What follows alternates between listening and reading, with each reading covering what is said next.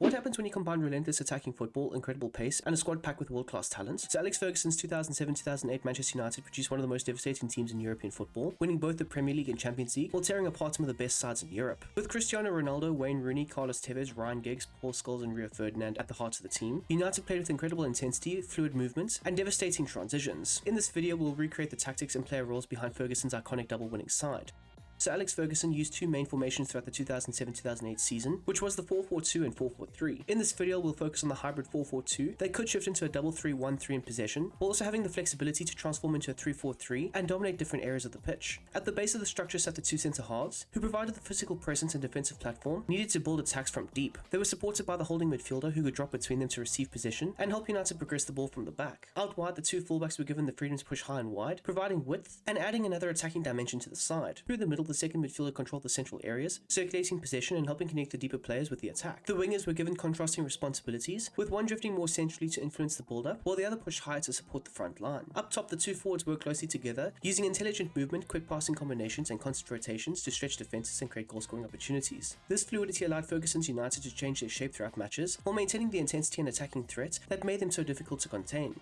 The team tactics for both the 4-4-2 and 3-4-3 structures are built around a kick-and-rush approach, reflecting the direct, intense and high transitional football Ferguson's Manchester United played during the 2007-2008 season. United were capable of moving the ball forward quickly, using their pace and movement to turn defensive recoveries into dangerous attacks. Transitions were a huge part of their success, with the team looking to counter-attack at speed and exploit spaces left behind the opposition. The wide areas were also crucial, with the fullbacks and wingers combining to create overload, stretch defensive lines, and provide crossing opportunities. In the centre, the passing ability of the two midfielders allowed the team to switch play quickly, dictate the tempo when required, and launch attacks towards the explosive front line. Sir Alex Ferguson's side could therefore move between controlled possession and devastating direct football, depending on the situation. The build-up style is set to counter for both the 4-4-2 and 3-4-3 structures. During the first phase, the defensive midfielder could drop between or alongside the centre-backs to collect possession and provide the foundation for the build-up. From there, he could set the tempo with shorter passes into the midfielders, or use his passing range to spray longer balls towards the wingers and forwards. United were not interested in endlessly circulating possession, instead looking to move the ball forward with purpose and trigger attacking sequences as quickly as possible. Once the ball reached the midfield or wide areas, the pace of the attackers allowed the team to rapidly transition into the final third. Defensively, the approach is set to a balanced mid-block, giving Manchester United the structure to defend compactly, while still allowing for moments of aggressive pressure. The team could sporadically step higher up to press opponents, win the ball back, and immediately trigger a counter-attack. However, they could also drop into a deeper mid-block, inviting the opposition forward and creating space behind the defensive line for the likes of Ronaldo, Rooney and Tevez to exploit once possession was recovered. This flexibility allowed United to protect the back line, remain difficult to play through, and then use their incredible pace and movements to turn defensive situations into devastating transition attacks.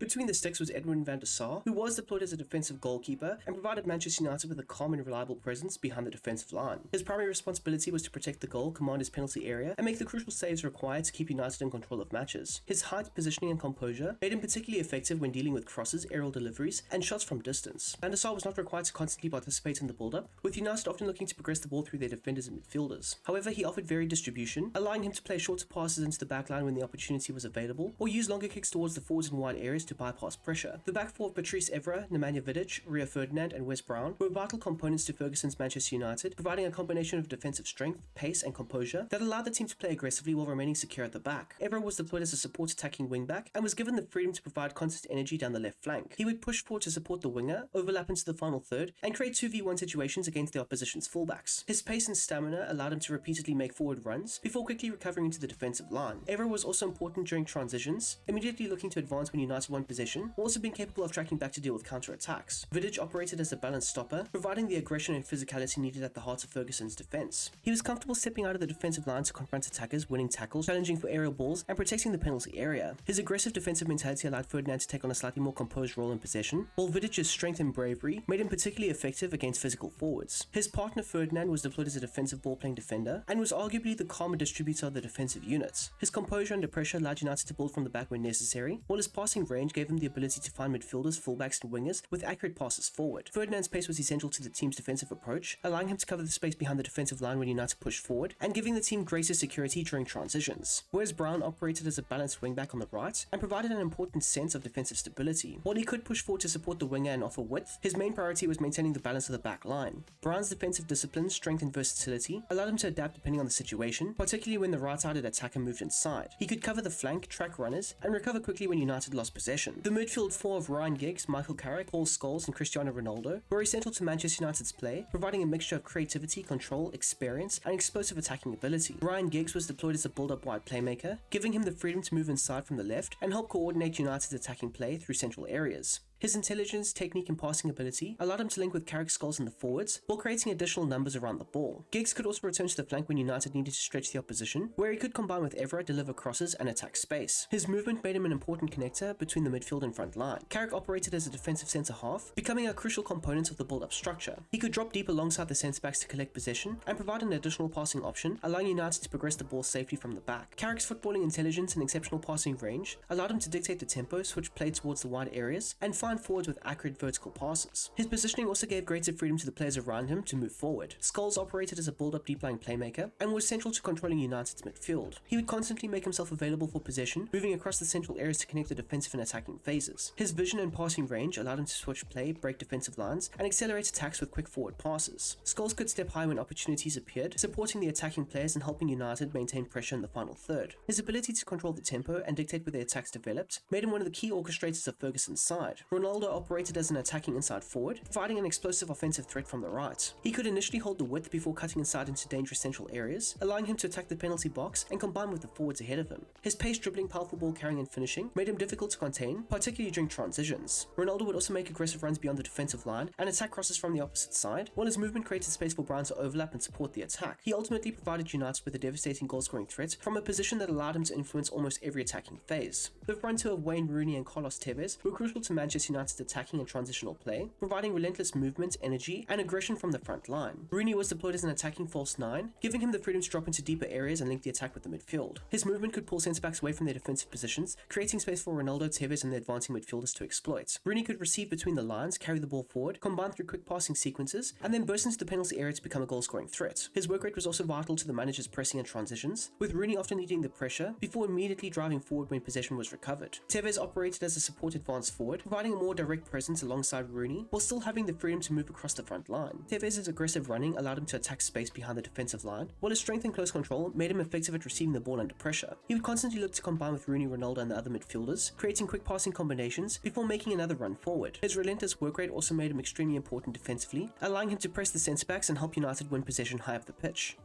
When fully switching to the more attacking 3-4-3 structure, several player roles remain unchanged due to the similarities between the two systems. This allows Manchester United to change their shape without losing the core principles of Ferguson's approach. Michael Carrick becomes a key part of the back line in the 3-4-3 structure, operating as an auxiliary centre-back and taking on a build-up ball-playing defender role. From the deeper position, Carrick would help form the back three and provide an additional passing option during the first phase of possession. His composure and exceptional passing range would be particularly valuable here. He could receive the ball from the centre-backs, dictate the tempo from deep, and play accurate passes into the midfield or directly towards the forwards and wide players. He could also switch play across the pitch to exploit the spaces created by United's attacking structure. Rather than simply acting as another defender, Carrick's intelligence and ability in possession would allow him to control the first phase of attacks and give the more advanced players greater freedom to push forward. On the left side, Patrice Evra would move into a more advanced attacking winger role, giving Manchester United an additional attacking outlet from the flank. Rather than operating as a traditional fullback, Evra would push high up the pitch to stretch the opposition's defensive shape and provide width alongside the more central attackers. His pace, energy and ability to carry the ball would allow him to attack the space down the left, combine with Rooney and Giggs, and make aggressive runs beyond the opposition's fullback. Evra could also deliver crosses and cutbacks into the box, while his movement would create space for teammates to attack centrally. Despite his advanced role, his recovery pace and work rate would remain important when United lost possession, allowing him to quickly track back and help restore the defensive structure. Ryan Giggs would move from his usual left-sided position into the central areas, taking on a roaming playmaker role. This would give him greater freedom to influence the game from different positions, rather than being restricted to the flank. Giggs could drop deeper to help Carrick and Scholes progress possession, move between the lines to create passing options, and drift into the half spaces to combine with the forwards. His vision, passing ability and experience would allow him to dictate the attacking sequences and connect the other midfielders with the front three. He could also move back towards the left when space opened up, maintaining the fluidity of the system while giving United another creative presence through the middle. On the right side of the pitch,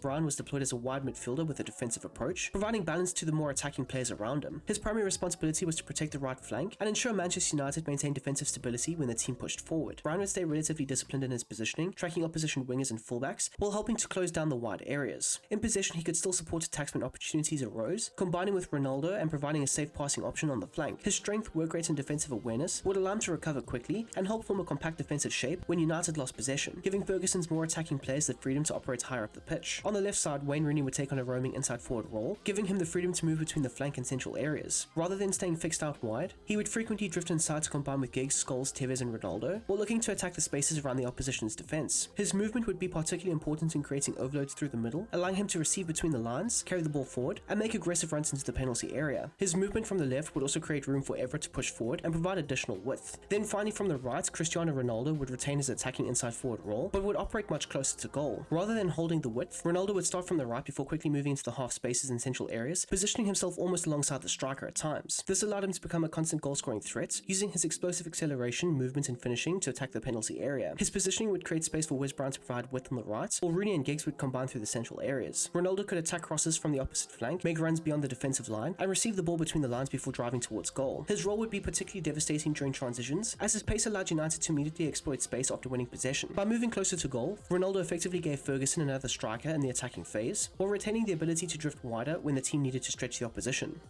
And there we go, people. That is how you can go ahead and replicate the 2008 Manchester United tactics under Sir Alex Ferguson and FC26. I do hope you have enjoyed this video, and if you don't mind smashing that like button down below, as well as subscribing to the channel if you are new and you like the content on it. I will be creating the 4-3-3 tactics over on Patreon for anybody who might be interested in them, and of course that is for the exclusive members of Patreon. If you are interested in something like that, go ahead and check it out. The link for that is down below in the description. I make things like retro tactics like this, as well as a very niche tactics, and also I take tactics requests and stuff like that over on Patreon. So again, if you are interested in something like that, the link for that is down below, and it's for extra content and things like that. And a huge shout out to everybody who is already supporting me over on Patreon. You guys are theabsolutebomb.com. If you're looking for any footballing chats and conversations, join up with my Discord. The link for that is also in the description down below. So anyways, I do hope you guys have enjoyed this video, and I hope you have a smashing goddamn day. I'm out of here. Peace!